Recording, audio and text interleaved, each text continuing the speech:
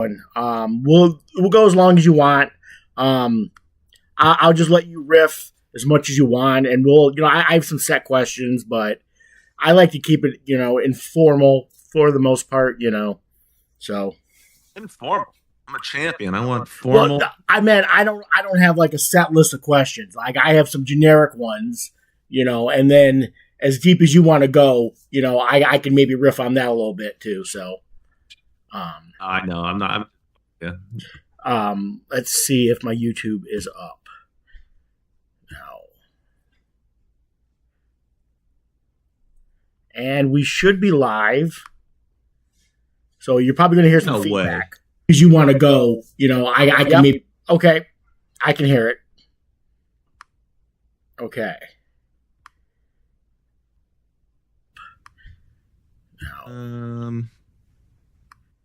Okay. I wish I knew how to use technology. Yeah, I forgot how to set all this stuff up on my streaming thing. I was like, motherfucker. It took me a while till I could get the video to work. All right, let me post the YouTube into Slack.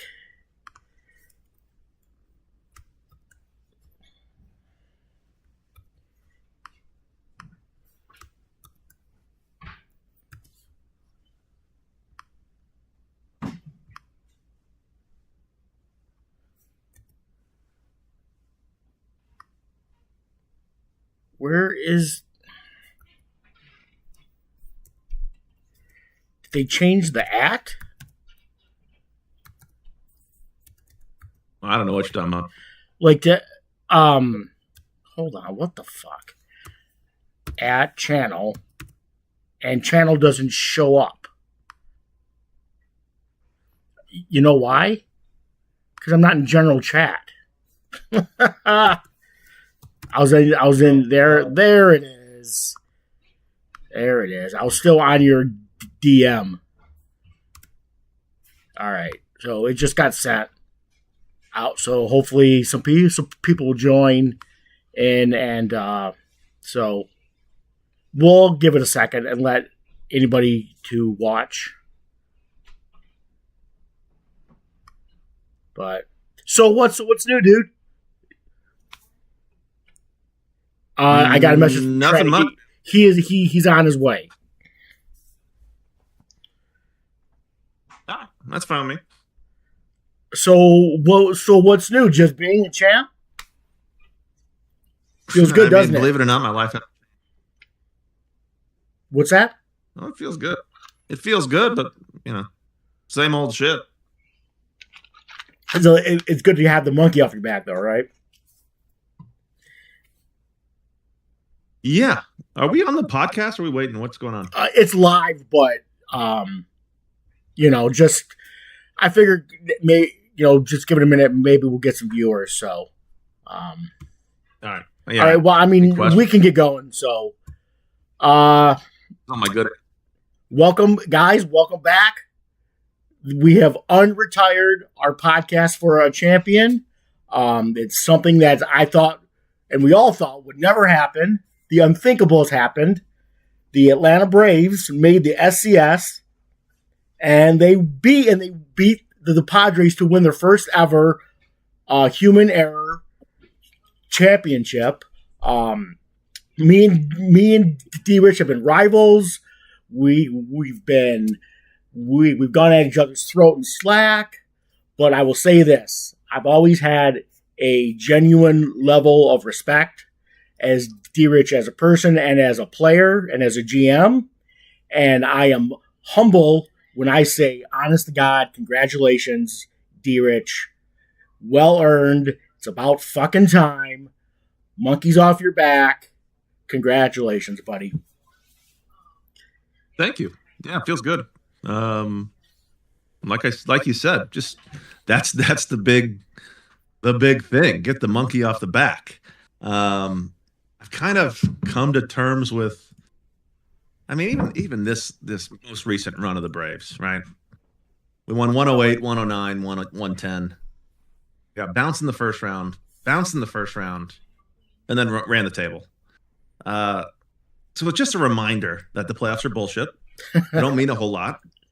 I don't think I'll ever put a ton of stock into what happens in October, but to get one is all I really want, quite frankly. So it feels great to have it over.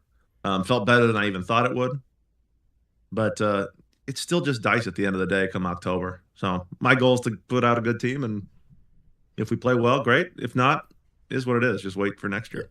So what I remember of your playoff run this year is that you honestly went through all your rivals. Look, Pittsburgh, right? Toronto, Memphis, not really a rival. And then to beat JP. You say that, but I think Memphis has bounced us like a dozen times out of the playoffs. Yeah. We beat Miami is the other one. So Miami, right? It all pretty much a gauntlet, I would say. Compared to the shit that you get to play in the AL, you get to play Andy and Jakob and the Orioles. A little bit just doesn't feel the same. So, yeah, rattling off, beating 3 good teams that have wronged me many times in the past. Yeah, it feels great. Yeah, because look, Pittsburgh and Atlanta, for all you new guys in the league, bitter rivals way back in the day. Me and D-Rich just every year. The Jays, I don't remember. You beat the Jays in the playoffs, right? Or was it Miami? No. Yeah. Okay. But then to beat JP, just the extra cheese on the pizza, right? Yeah, a little icing on a cake. Felt good. And the funny thing, like I said, that playoffs are still garbage. They're still random. So as good as my team was, and as heavy favorites as we were in every round, you still never feel good. Even in the championship. As you said, and it's just you lost in the first round with a 110-win team, and I know what that's like. It's frustrating as hell. Do you? Do you know what that's like, Tom? Yeah. Yeah, I do. I've lost in the first round many a time with the number 1 seed. Interesting. I doubt it, but I won't fact check it yet. The Tigers, when I was the number 1 seed as the Tigers, and we lost to Cincinnati? I don't know. Or maybe it was the Yankees. I don't know. But I know what it's like. Even when I was with Pittsburgh, I was the number 1 seed, and I got bounced. It happens. I lost to Trent.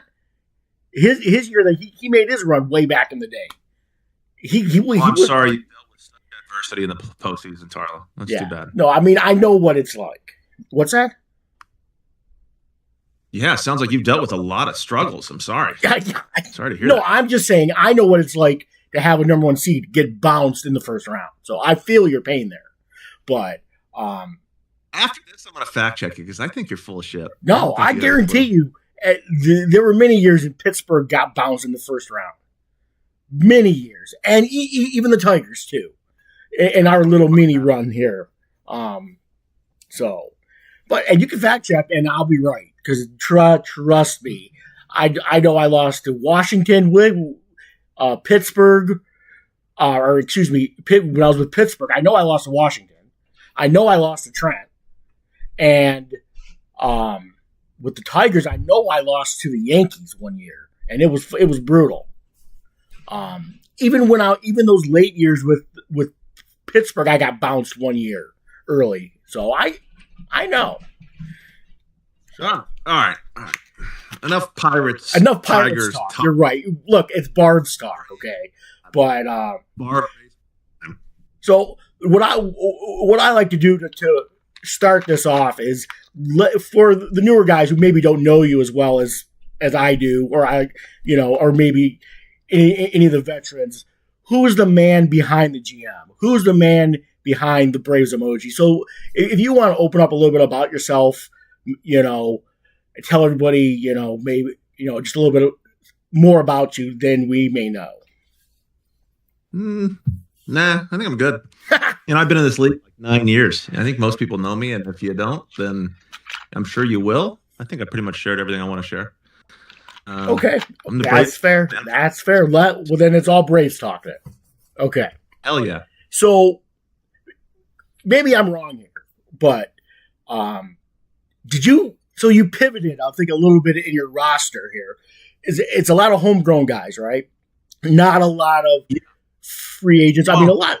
I mean, you made your trades, and you did sign some free agents, but I would say the core were homegrown guys, right?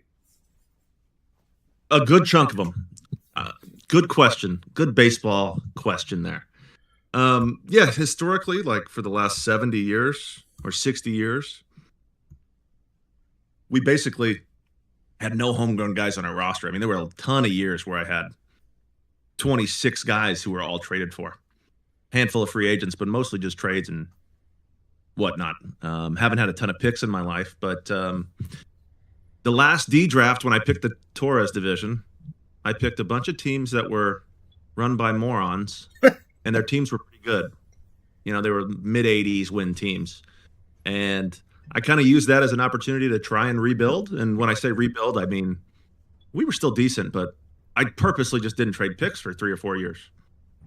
And drafted pretty good. Pretty happy with the way it worked out. And then all of a sudden I find myself in a position where, man, once you have just a handful of guys making the minimum that you didn't have to use assets to get, the game becomes really easy because you have just fewer holes to fill and a ton of assets to use. In the past, it'd be like, all right, I got to get this guy. I got to go I only have a 4th round pick available. Let me go get a 4th starter for a 4th rounder. Good luck. And we kind of managed to Band-Aid, in our bad years, a pretty good team together. But in this era, once kind of the core guys grew up, Fuentes, Sublet, Terrell, Almeida, I would say is probably your big core. There's a handful of other ones, but a ton of those guys are homegrown. So the last few years, we were able to just spend, bought some new pieces, really focused on pitching. I spent all my picks, more or less, in a trade with the Cascades. Shout out Ryan for accepting it. It was a garbage trade. Totally raped him. So got Josh Taylor, I got a reliever, and I got a center fielder out of that deal. And that just shored up a ton of my holes. My big holes were I wanted to fill out the rotation. I want to get a center fielder. I did that in one go. I traded for Espinoza from California, who has just been fantastic. And then I had a ton of money because shout out, I don't know, Dan and Craig for increasing our budget so much. But then I was able to go out and spend like $40 million on Perry Lawless. So just by having those homegrown guys, we were able to go spend a couple firsts. Said, all right, we have kind of the core in place. Let's just go blow our load. And I think we set ourselves up for I'm going to guess we have 5 more years left, maybe a little less. We've had a pretty good run for 4 years, and the game becomes easy when you have a guy like Almeida, who is a 2-time pitcher of the year, 40 WAR career, and I picked him in the 25th round. I never really had that before. And you get an ace for free. Shit, the game's not that hard. So I don't think it's a surprise that I've won the most games in my history in this stretch because, I hit on some late round dice rolls. Sometimes you just need luck to go your way, and then you can kind of piece it together from there. Yeah, and I think the big one was the IFA and Alexis Fuentes. Dev down a little, or I'm on OSA. Yeah, he's not. I think his bars look better in the old game than in the new game, but really, he seems to be. He seems to be your stuff. He's pacing for 90 homers, 90 homer pace right now. Tarlo 13 WAR. But yeah, he's another example. Like, I didn't have to spend my money on a fucking 5th round starter, and I had extra assets available because I actually grew guys.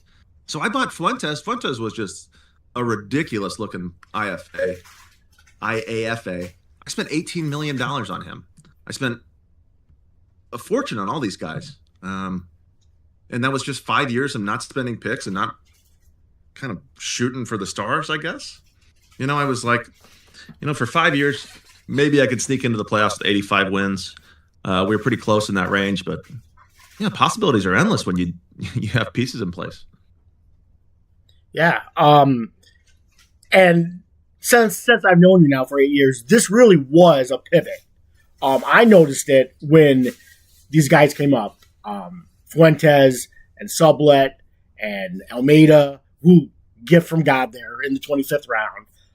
I knew that, and again, if we had been doing a preseason pod, and my fault for kind of getting rid of it, although I would like to bring it back, we would have talked about this more. I've noticed it in your roster. I keep an eye on the Braves. Obviously, you're active in Slack, and you keep everybody afoot on what you're doing, and knowing your history, I noticed it too. Like, hey, the Braves are going to be a problem because you got a nice young core there that are coming up together, So it was a pivot, and I will applaud you on that because as a guy who builds teams through the draft and other avenues, I seen it, and I knew that was a big change in your strategy.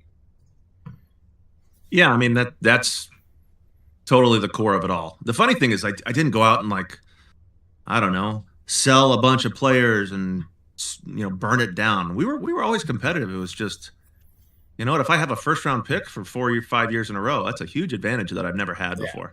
And you've been really good at drafting in the middle to the back. Like I know you've had some top 10 picks, like a couple, but really you really draft in the teens or in the 20s every year. So it's not like you're getting like the 80 pot guys in the beginning of the draft. No, you're hitting on guys in the mid to late round. So, kudos to you on really good drafting. Don't give me credit for picking late guys. I mean, there's some. No, I'm talking late in the round, not late round picks. Late in like round one. Oh yeah, sure. And I don't know if we were that even that great in the draft. Handful of guys were good. I definitely made a conscious effort. So I picked Cade Lang, who the 1-1. I traded.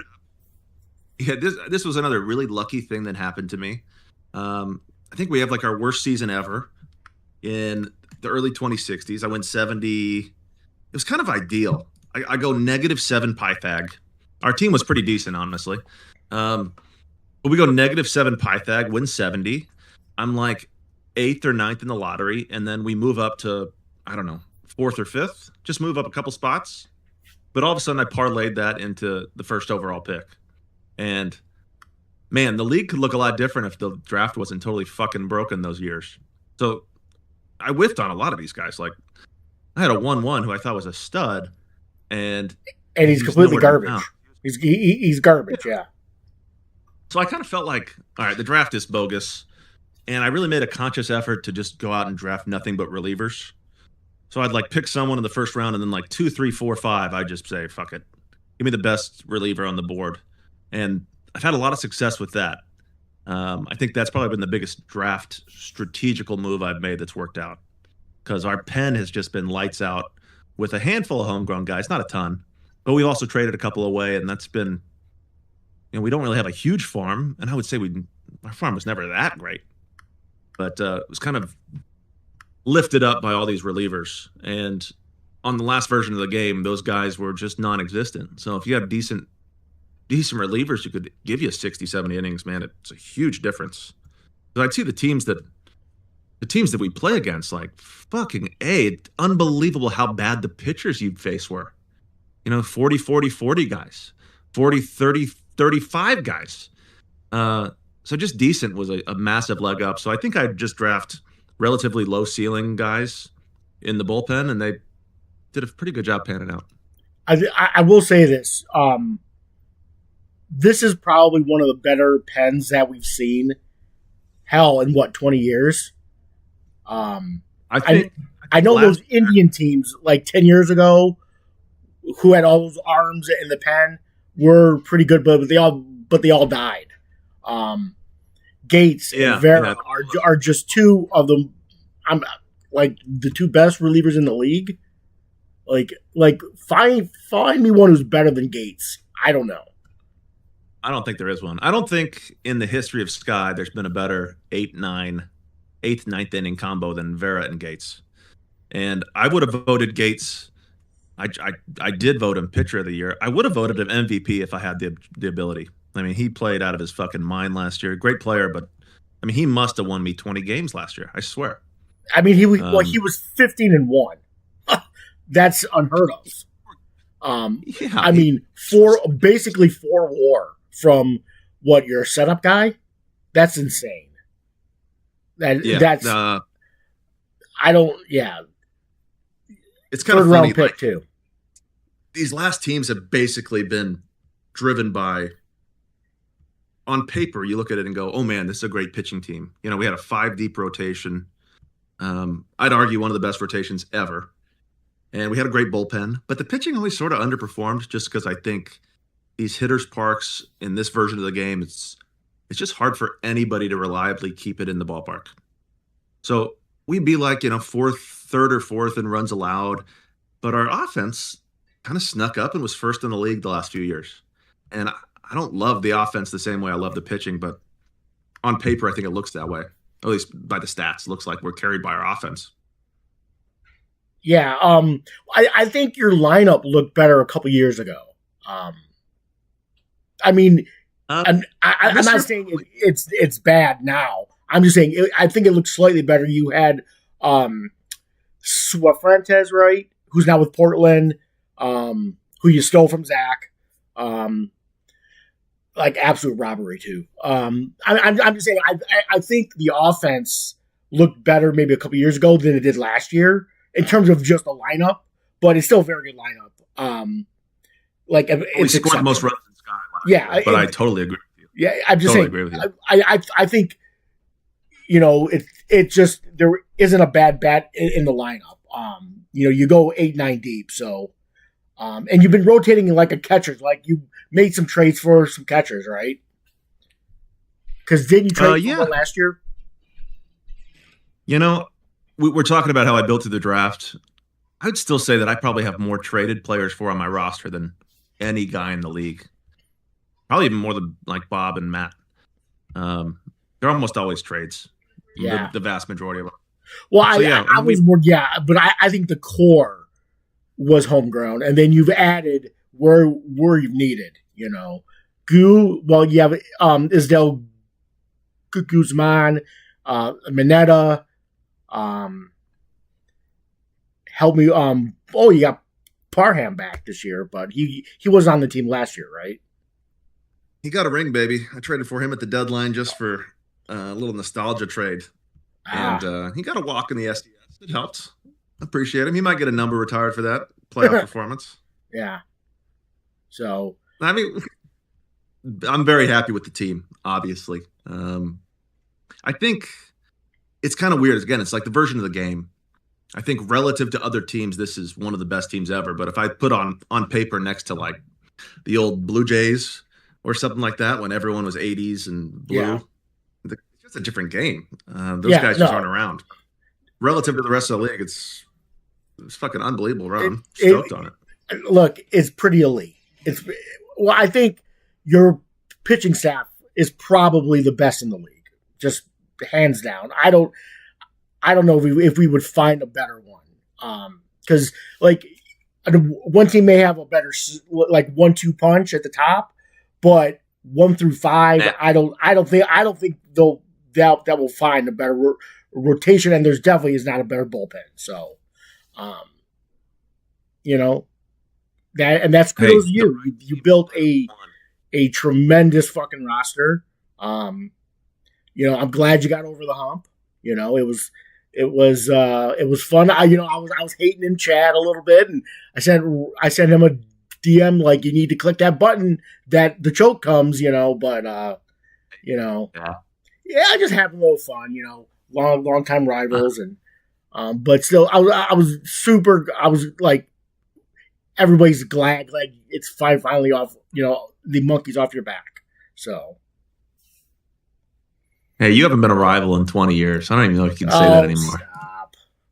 Slack rival. So, well, I'm now in the AL. So look, maybe I'll run into you one year in the SCS again. I can say that now, right? Like now you've been there. Well, it might happen again, right? I honestly didn't even know what division you were in, man. That's so sad. I am in Sandoval. Is that what I'm in? Yeah. I'm not gonna lie to you. I had to think about it. I'm in AJ's division.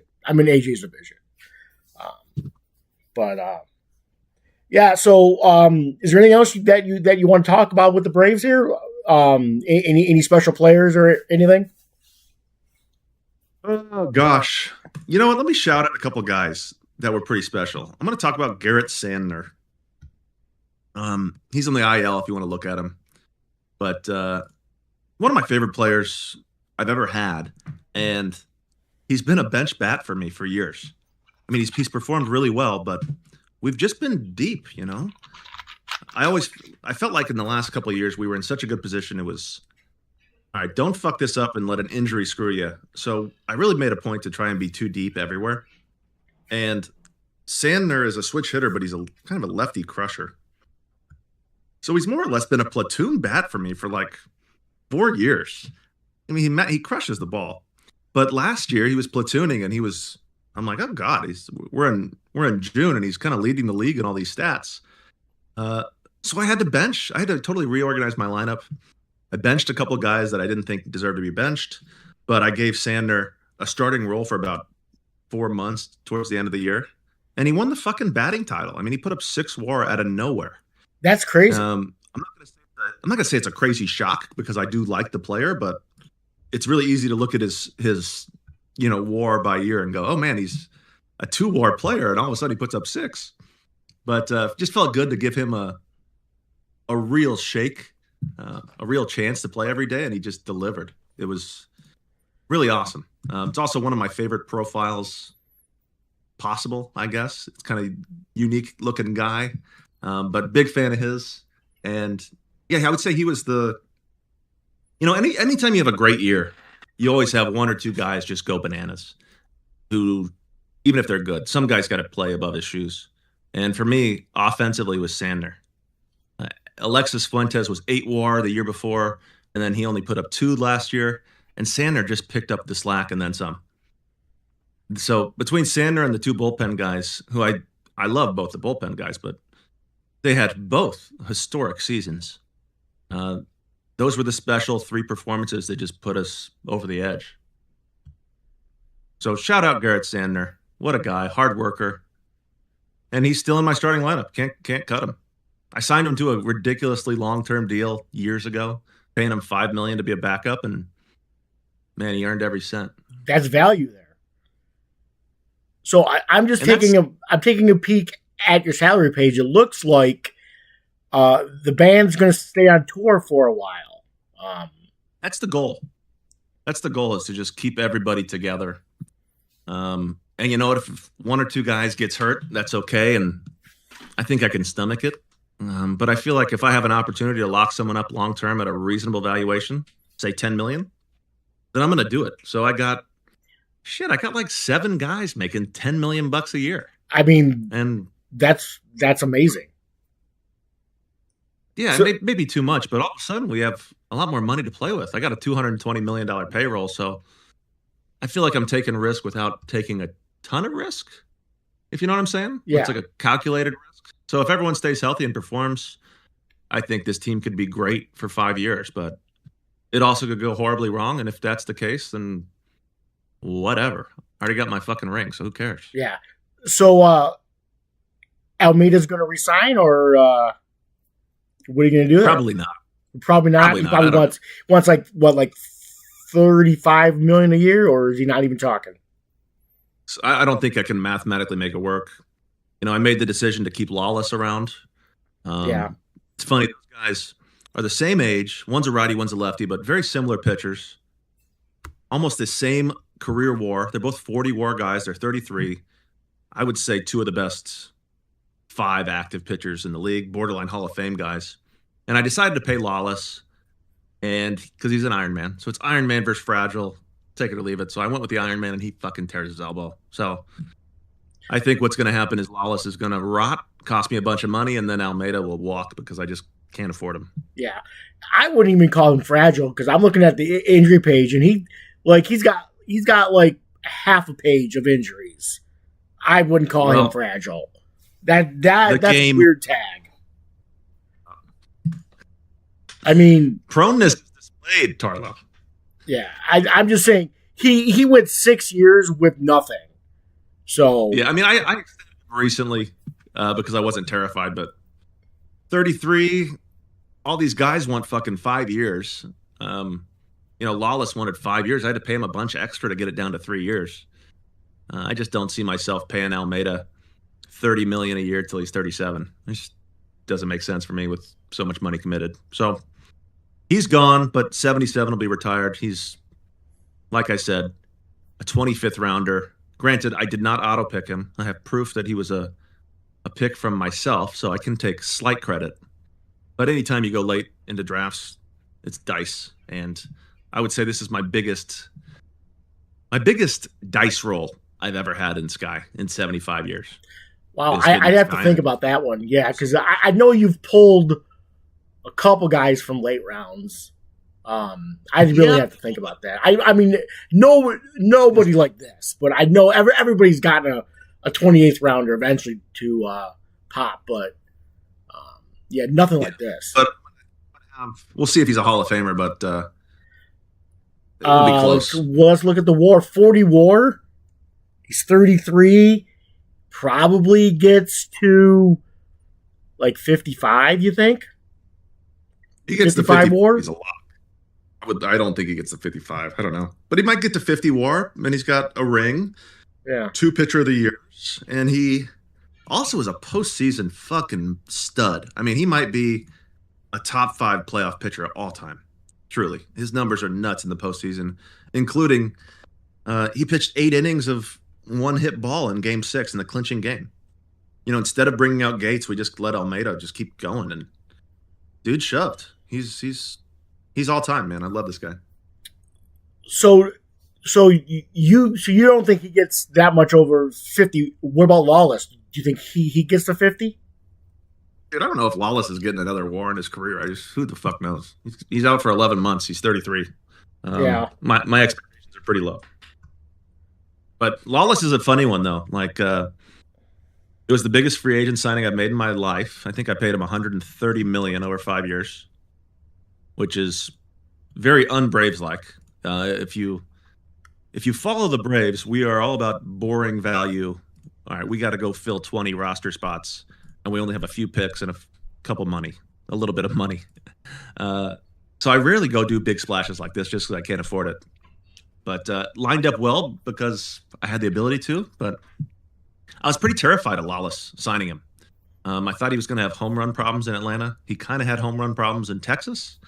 And for Texas, because he was on some pretty good Ranger teams, he was a fucking disaster in the postseason for them. So I was kind of terrified, but it's like, he's an Iron Man. He's a lefty. He's got high movement. How bad could it be? So I took the risk, and he's also just been a postseason fucking stud. I mean, he's got an ERA under 3 and 15 starts in the playoffs for us. I mean, he's just been fantastic. Yeah. When you got him, I called that just a great move. I remember in Slack when it got posted, I go, that's just a great move. Just a fucking genius fucking move there. Yeah. Right, and then you front loaded it. So, yeah. Very genius as well. Yeah. I mean, it was, I think Bob called it the other day, one of the best free agent signings ever. Yeah. And Bob's only been in the league for a little bit, but I think he's got to be right. Lawless, I probably deserved a pitcher of the year last year, didn't get it. But he's got 2, a ring, and he's just been so fucking steady. Definitely the best free agent signing I've made.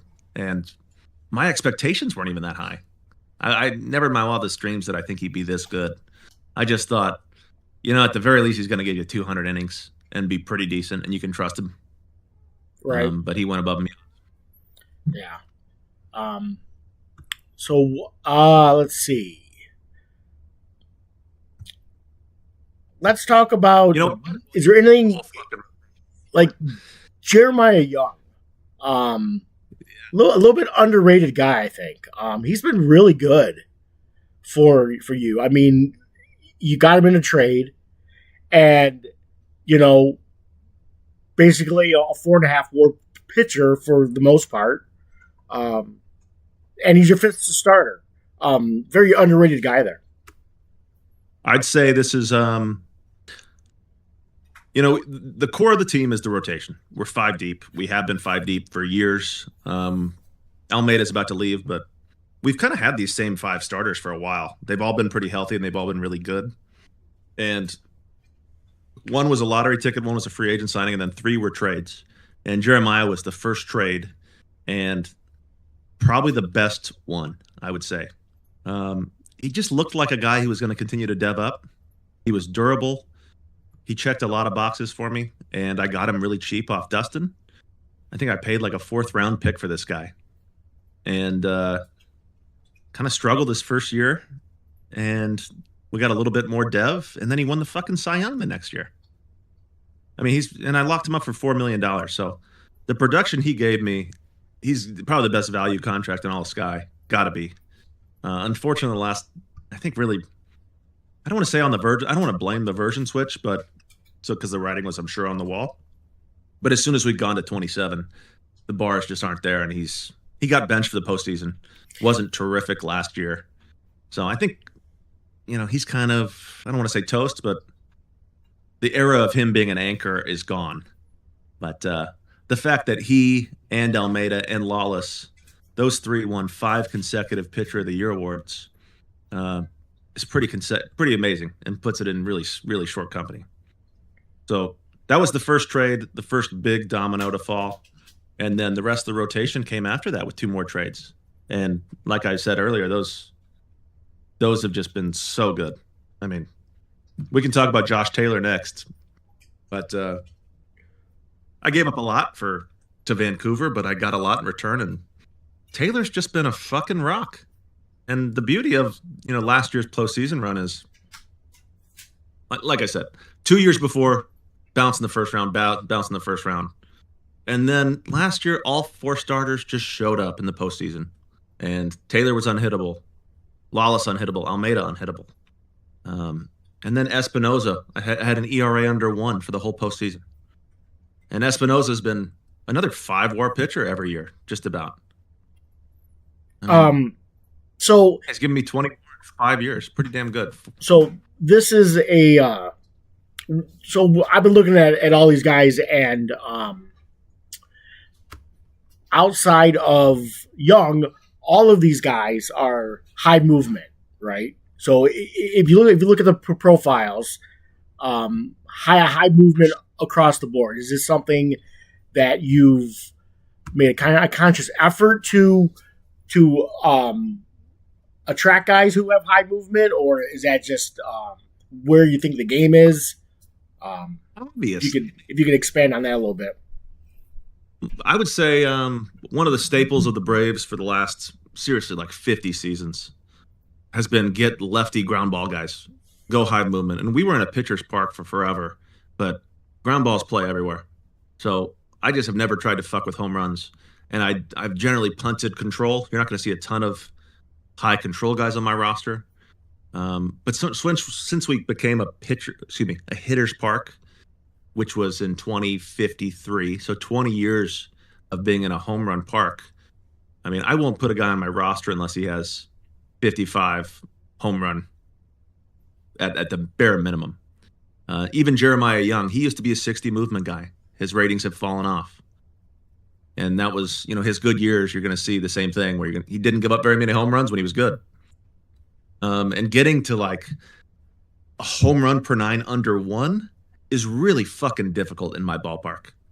Really difficult. And I've also made a conscious effort. I'm very fortunate. I think it's a big advantage to be able to be a captain in the division draft because you were able to kind of choose your own destiny. But if you look at both Torres divisions, both iterations that I've been in charge of, we have a lot of home run parks here too. Because, man, if I can just play around that permanently, I think it gives me a huge advantage versus everybody. Absolutely. And so, and you've smartly, like in the 2 drafts, have outside of obviously you have the Jays now, but you're always going to have one good team in your division outside of yourself. But you've drafted really smart. Some may say smartest. That's a huge advantage. Yeah, and so that goes a long way when 3 of the teams in your division are never going to be any good. So. Yeah, and I think, for the most part, every division feels that way. it doesn't have that big of an impact. I think it's probably oversold, but I don't know. Allows me to be more focused on, hey, we're going to play this style of baseball and we can do it on the road for shit. What is that? 25 games guaranteed, something like that. Where we can just always be in a home run park and kind of always feel like we have home field advantage. If I play any team on the road, if it's a decent home run park, I'm pretty damn optimistic about it. And even shit, even pitchers parks too. We played San Diego in the finals, and I looked at San Diego's roster in their ballpark, and I just couldn't believe how fucking stupid their team set up. I mean, it's so dumb. You have this park where you can't hit home runs as a lefty, and the only two guys who are worth a shit on your whole team are lefty power guys. And they're great players. You just can't perform there. So we got to go on the road, and it's like, fuck, I got home field advantage here. Got a huge advantage. So, yeah, I feel like our team's just kind of set up for our schedule, and we're playing on the road. Home runs, that's how you lose games, man. Yeah. So let's talk just a touch a little bit about the future. When is Brophy actually going to become a real starter? I mean, he's in the rotation this year. He got hurt his first start. Yeah, because I got the dev up. So he's looked pretty good for a while. He's looked pretty good for a while. But what's crazy is I've been able to keep his major league service so fucking low for years. Like, he was only up in the majors for a week last year. Yeah. And that barely kept him up under 72 or 77 games, 77 days. Yep. So, I mean, he's a rookie. I think you drafted him good. As what he was a college arm, right? Yeah, I've had him for a while. Yeah, so we've been waiting for the dev up. Like, I think he might have been a little stuck, but the dev is there now. So kind of excited to see. I mean, obviously he'll take Almeida's spot, right? Like next year for sure. Yeah, that's the idea. I mean, he was in the rotation this year. Lawless went down to trade for a starter, but Brophy I hope to consider a core player. I mean, on paper, he's probably my best asset. But, as we were talking about, yeah, he's got pretty decent home run, pretty decent movement, but he's not a ground ball pitcher. It's not a super high movement bar. I think he's going to struggle in Atlanta. So really? I'm hoping he keeps the ball in the ballpark because the strike a shitload of guys. I mean, he's really good. Yeah, he's got a 10.5 right now on K9. So, dare I say the Braves are privileged? Look, you lose one number one starter and I just have another one right here, I wouldn't say privileged. I would say this is well executed. Great plan, better execution. I drafted him fucking 5 years ago. And I can't tell you how many trade offers he's been a part of, and people have turned him down, and I bet they're kicking themselves because, at least on paper, dude looks pretty special. Yeah, I'm not gonna lie. Like, he looked like he wasn't gonna dev, and then it popped. So I don't know if that's the new game, or if that's maybe he tweaked the dev slider a little bit. Maybe that got him there. But yeah, he definitely looks ready to pitch. He's been gradually trending in this direction for a while, and had we not been so loaded at starting pitching, it's hard to find roster spots when you're so fucking good. It's a problem that most people don't understand. It's only a select few really understand the pain of being so great. But it's been hard to keep him down. And he deserved a spot in the rotation last year. He got a tiny chance and he sucked. So it's like, all right, get the fuck out of here. Next year's the year. So, yeah, kind of a prove-it year for this guy. But if he's great, which he could be, I'm not convinced he's great yet, at least in our ballpark. In the right park, I think he'd be great. But in Atlanta, it's very difficult. Very difficult to be great here. So if he can hang in Atlanta, then shit, man, watch out, guys. We might have another fucking 5-10 years to go. You just got to keep the band together. You got most of them signed, right? So I've got a ridiculous payroll for the next few years, so it just is what it is. I'm almost on autopilot right now because there's just nothing I can do. I don't think I signed a free agent this year. Did I? I signed one or two. You don't even have to export, right? Exactly. And exporting doesn't mean shit anyway, so it works in my favor. So let's get off on a tangent here. So what is your thoughts on the new game? Because, it's not really. I mean, obviously, players are different a little bit now. Bars are different. What's your take on the new game? Is it better than 26? Are we heading down the wrong road? Where are you at on the new game? You're asking the wrong guy, dude. I'm not in the forums. I don't keep up. I don't know anything. I've never gone into commish mode in my fucking life. I've never played single player. I don't know. And 1 year on 27 just tells me nothing. So I really don't have a clue. Okay. That said, I don't think 26 was crazy bad. I think the issue that we had one issue, which was the draft. And people are going to blame Dev and this and that. I don't know. I don't think Dev is the end of the world. The problem was, I feel bad for the teams that were really bad. Take Boston, for example, and he's bitched more than probably anybody.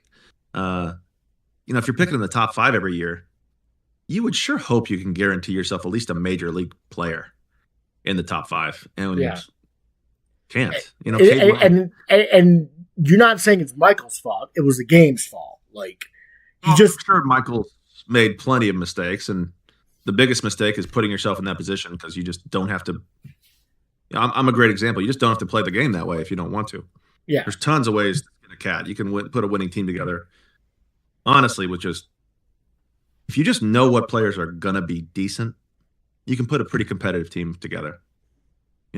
Guys who can play, and I click on their teams and I see playing someone out of position and like, why is this fucking guy on your roster? Hey, York, this fucking pitcher with 25 movement in the playoffs. What is he doing on your roster? Just don't make mistakes like that and you can be competitive.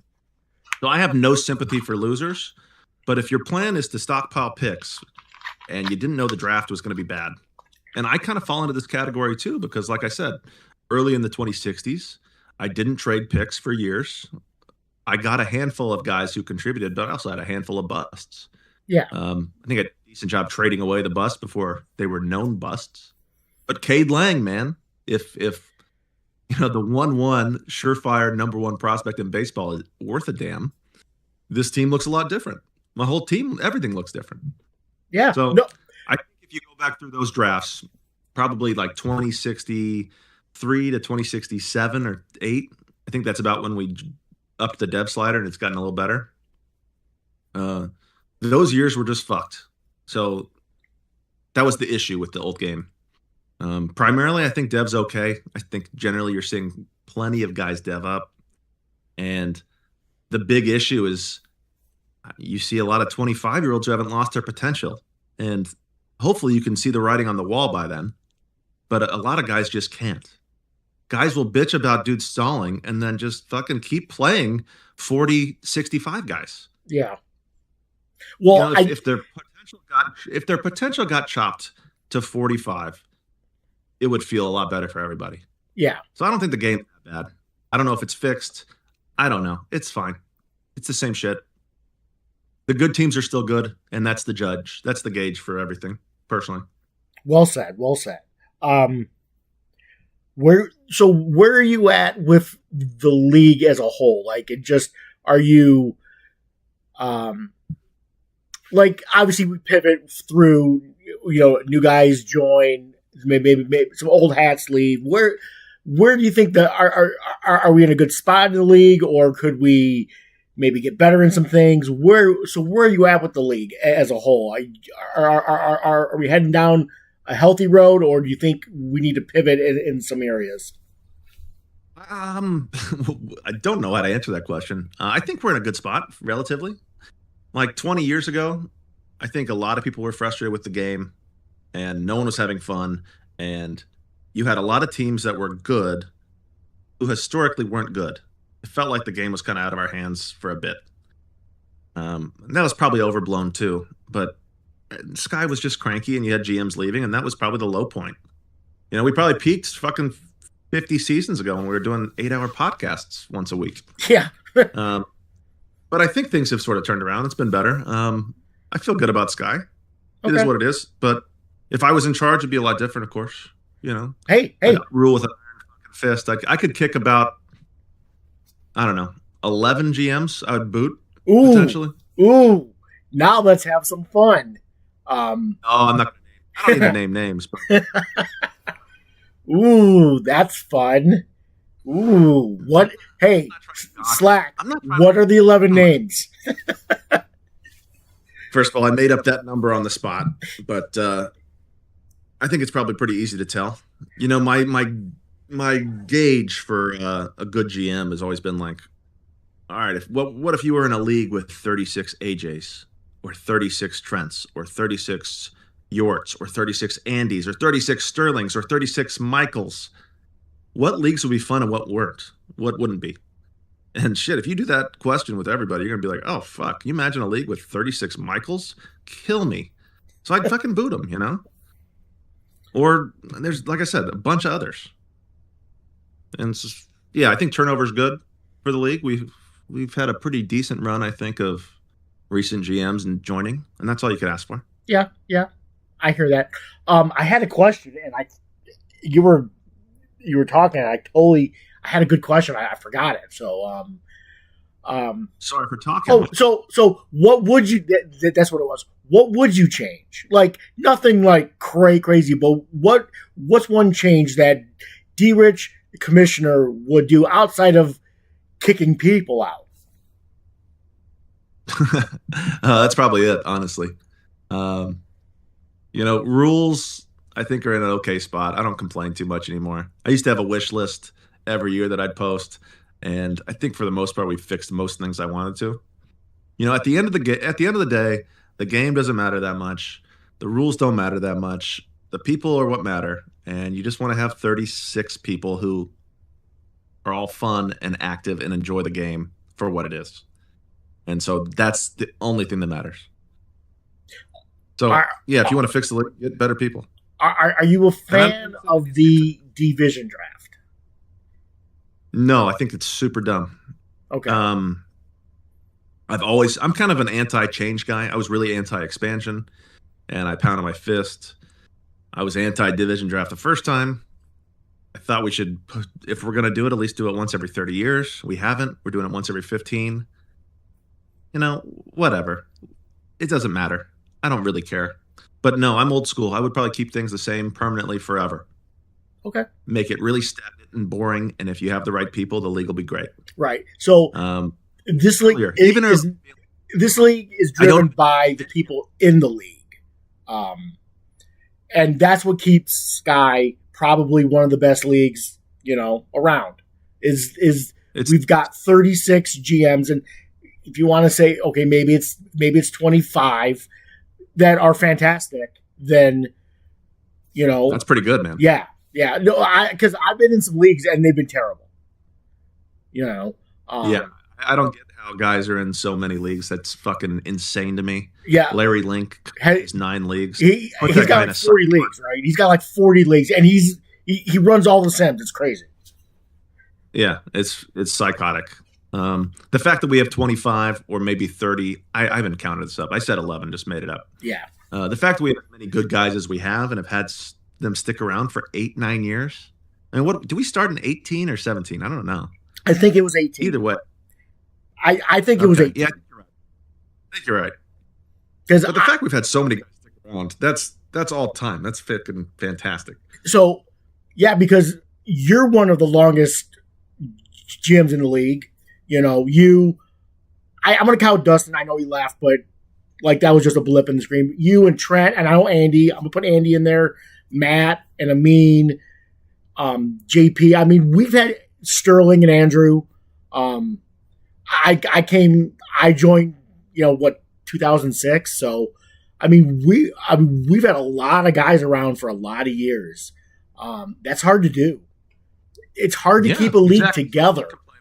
I'm not complaining. We got a good thing, but if you want to make it better, you need the type of guys who are going to stick around. Yeah, well, no, but that's what it is. Our turnover is very low, actually. We lose a guy every 5 years, maybe. I mean, that's pretty damn good. Yeah, it's gotten steadier. For a bit there, it was a little dicey, I thought, but yeah. Well, we've kind of brought the ebbs and flows. Okay. Yeah. All right. So, is there anything else that you want to talk about while we think we're going on about an hour? So, the floor is yours if you got anything on your mind. I don't know, man. I'm better at answering questions. And you came unprepared. Let's break down each division now. No, I'm kidding. Yeah, let's go team by team. Did Trent ever join the fucking Discord? No. No. So to anybody out there listening, Trent was supposed to be on. I told him ahead of time. So D Rich, I told him that I was gonna have a co-host. Trent was supposed to join us as like an old school thing. I guess Trent couldn't figure out Discord again. So, all right. Well, I guess. Let's see if I have anything else. So Braves will be good for this year, next year, the year after. That's the plan. Yeah. Yeah. Why not? By the way, hey, I just pulled up the Stats Plus screen. We have 7 guys on our roster acquired from the draft. 7. That's not probably a lot. The most we've ever had. Oh, it's the most, Still yet, but it's. I wouldn't call that a lot. 30-year roster. No, I would probably bet it's the fewest in the league. I would just guessing. So yeah, this version of the Braves is still not built like most teams, I guess you could say. It's built very good. So and I mean that. So it's built incredibly well. The championship well earned, and it was about time. As you said, all is right in Sky, right? 58 years, man. It took 58 tries to get through. And it only took a game change, right? It only took a game change. So yeah, what do I think about OTP 27? It's the first version that fucking works. or it's broken. Look, either or, right? No, I'm pretty sure this one works. Yeah, it looks good to me. Now we were what? I think we were 0-12 or 0-13 in the RCS. Yeah, in the RCS. Yeah, that's it's an incredible stat on its own. Yeah, that's insane. So say what you will, and I know in Slack everybody likes to attack the Braves. That's an insane number. Like if you were like 0-5, no big, right? 0-13 is insane.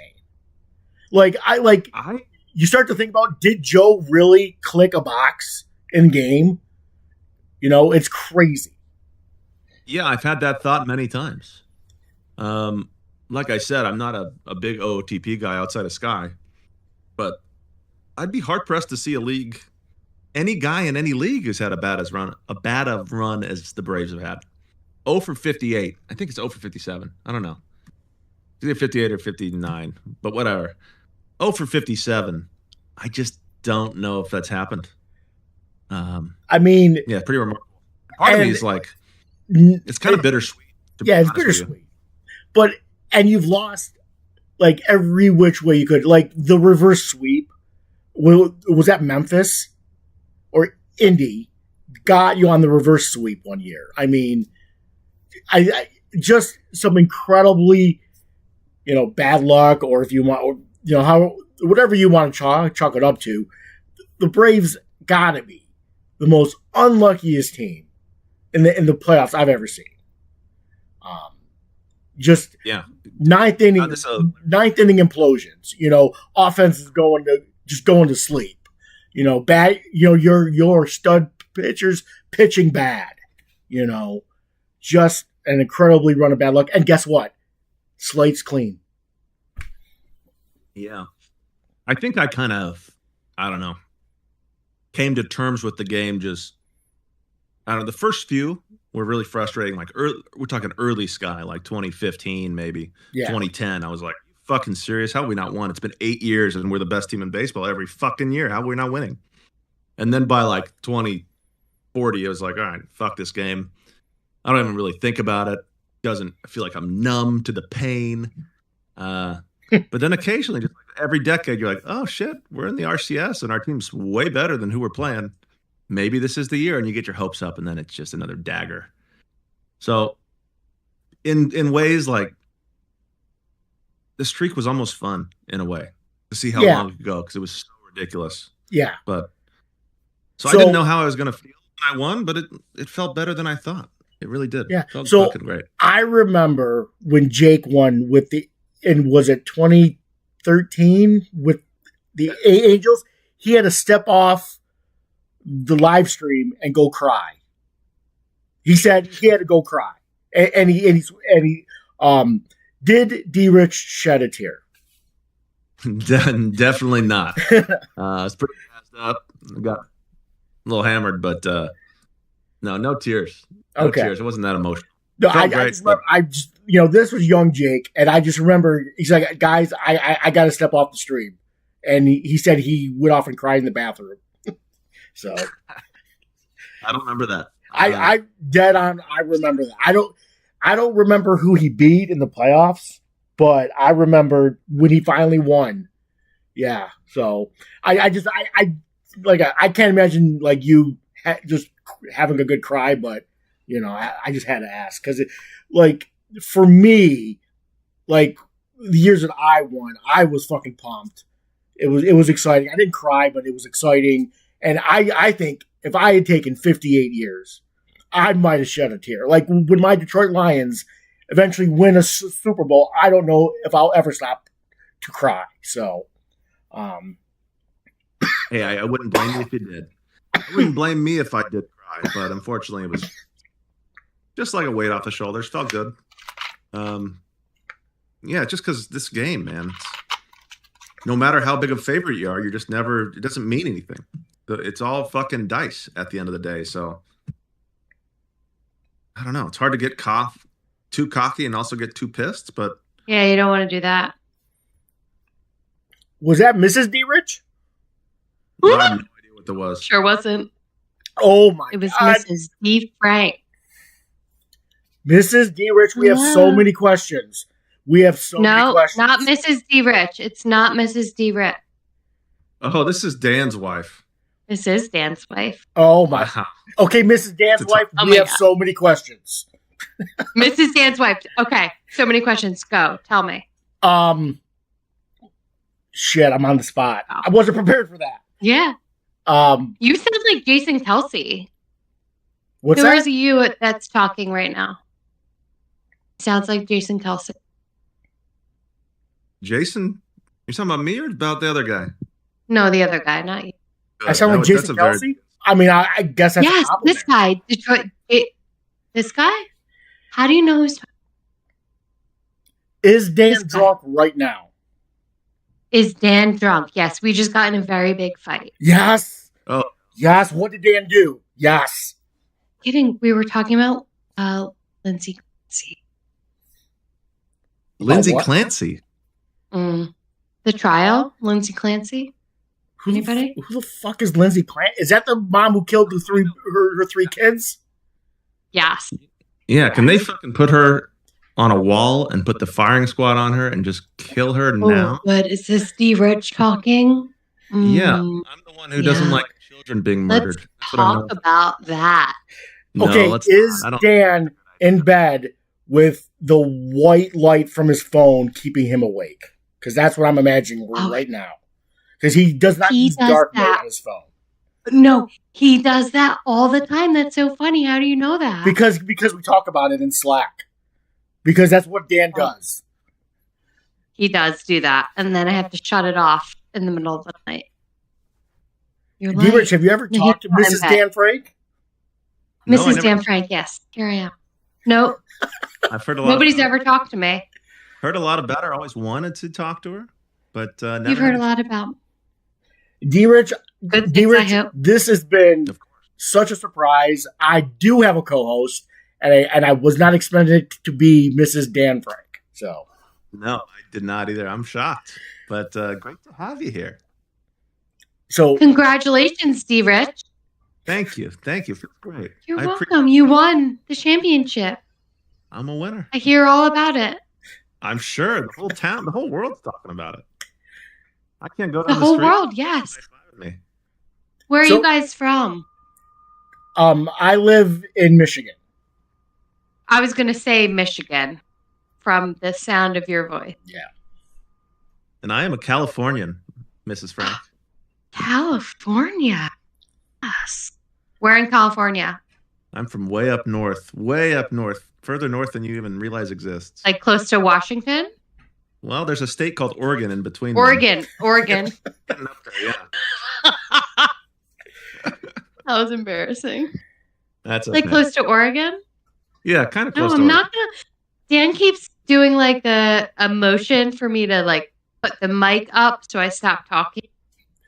But I don't think I want to. I actually have a question. Yeah. D-Rich, Oh, tell me. can you help me with this? So I remember a story. Mm-hmm. Dan was in the playoffs. Oh. You were at an aunt's house. Oh, yeah. Yeah, what? I don't remember the exact story, but I remember Dan getting livid at the aunt's house, or something.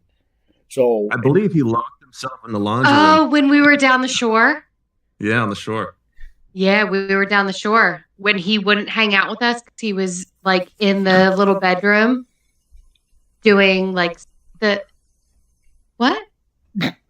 What? Oh, the laundry room, like playing the baseball on the computer. Yeah, that's what playing the baseball All right, on the guys. computer. That's what he's calling it, huh? Oh, Dan, you're gonna get a DM or two, buddy. I got her out there. Continue. Oh, thanks for letting her pop in. Hope you two are doing well.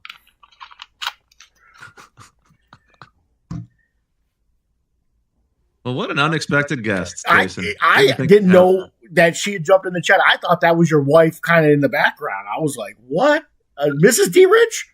That would be a fucking surprise. She's locked in her room. She's not allowed to come out.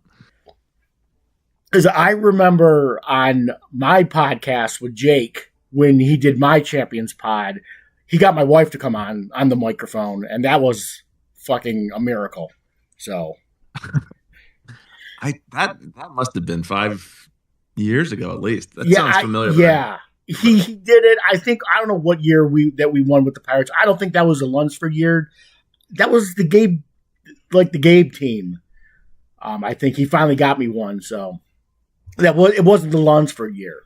So that's probably about when the Champions Pod began, and somewhere in the 30s or 40s or something like that. No, I think he was doing them when he left. And then, I'd already had become a fixture on the pod. And when he left the league, I said, well, like, we all love the pod. I can take it over. I can learn how to stream, and I can do this. And, I can get you guys all on like we're all cool. So I kind of just took over, and then I got a little tired of doing it, And, hey, but I'd like to bring it back.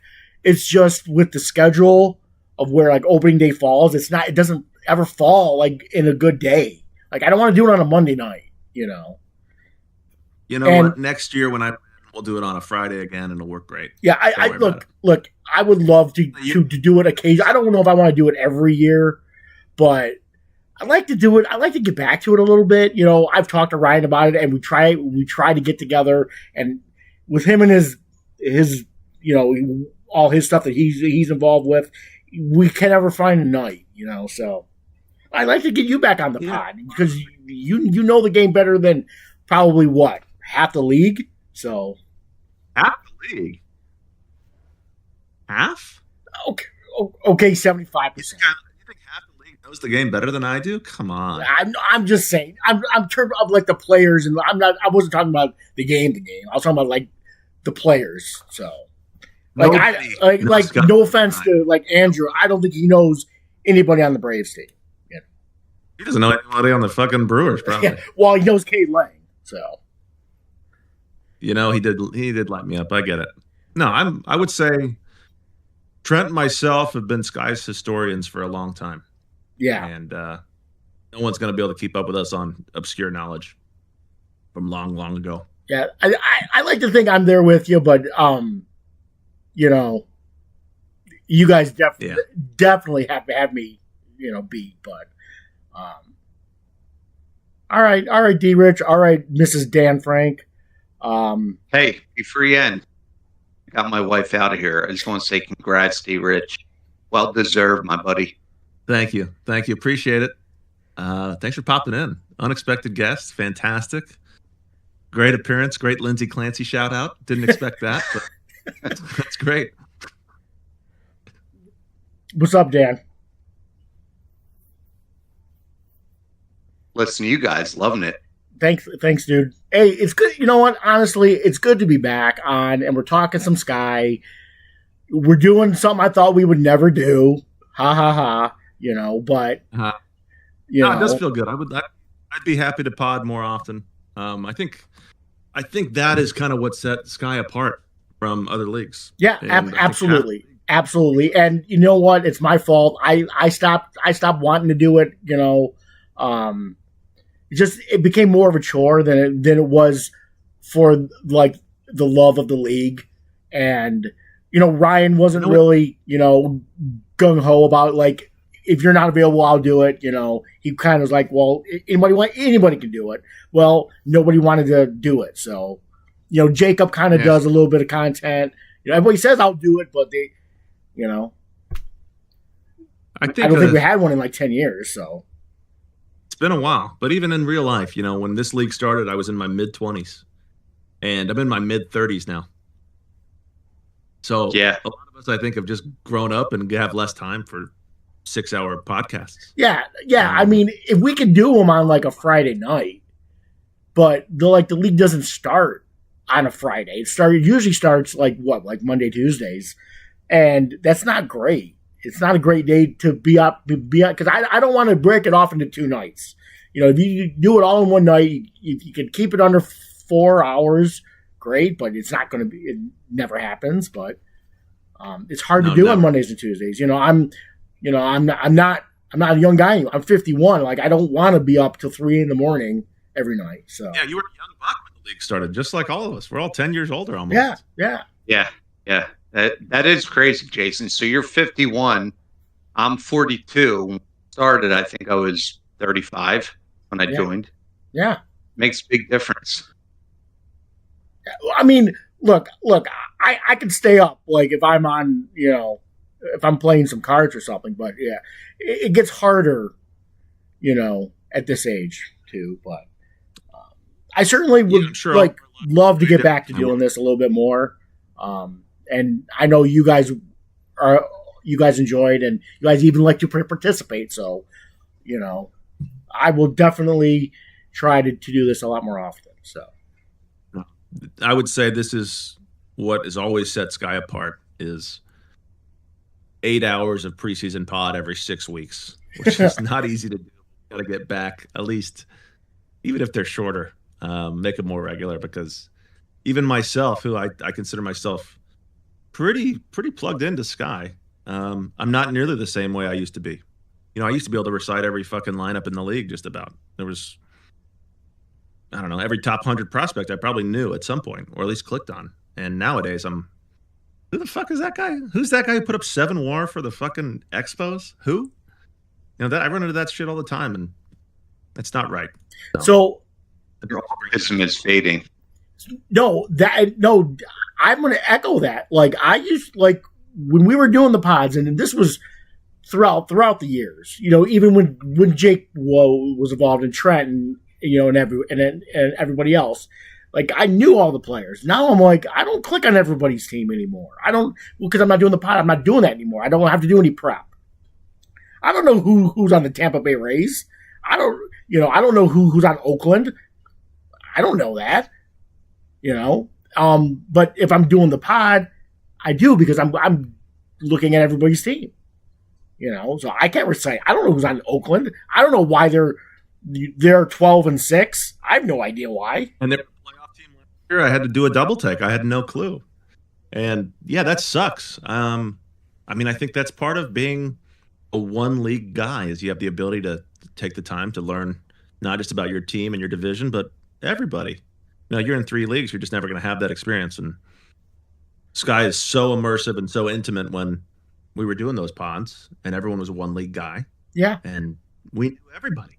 Just knew everybody. So I have an analogy for that, because when we just got into our division draft, and I joined the new division.